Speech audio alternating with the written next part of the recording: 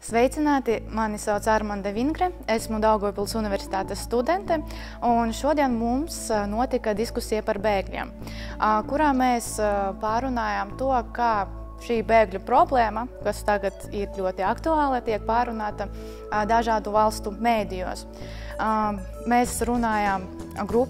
diskusiju grupā par to, kādas tad ir šīs pozitīvās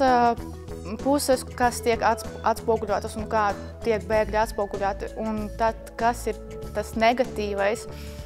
kas notiek sakarā ar bēgļiem, kā to uztver cilvēki un kā tas tiek viss atspoguļots masu mēdījos. Tas, pie kā mēs nonācām, ir tas, ka varbūt daudzos masu mēdījos nemaz šī problēma netiek atspoguļota tik negatīvi, ka cilvēki tiek tā kā nomierināti, ka viss ir kārtībā, un atkal no otras puses ir tas, ka atkal parādās tie daudzi raksti, kas tā kā cilvēkos izraisa bailes, un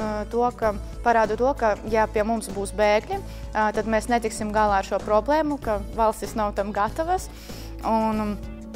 cilvēkiem, līdz ar to iedzīvotāji valstīs ir apdraudēti. Diskusijas laikā mēs secinājām to, ka,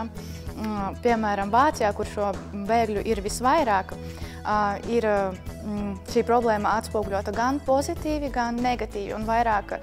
šis negatīvums nāk tieši no iedzīvotāju puses, un tas arī izpaužas tādos veidos, kā, piemēram, tiek nobloķēti ceļi, lai apturētu autobusu, kurā ir bēgļi, vai arī, piemēram, vakar Vācijā tika aizdedzināta viena no bēgļu patversmēm, un tiek uzskatīts, ka tā, piemēram, ir ļaunprātīga dedzināšana. Līdz ar to redzam, ka šis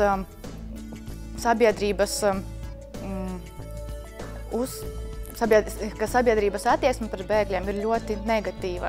Diskusijas beigās es domāju, ka mēs nonācām pie tā, ka cilvēkiem uz šo bēgļu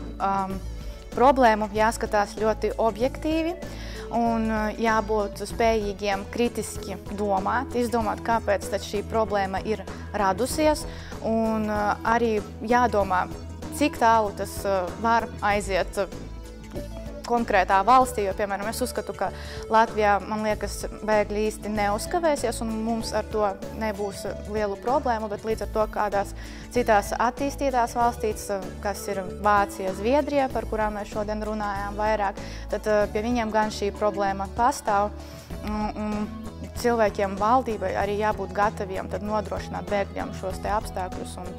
risināt šo te problēmu.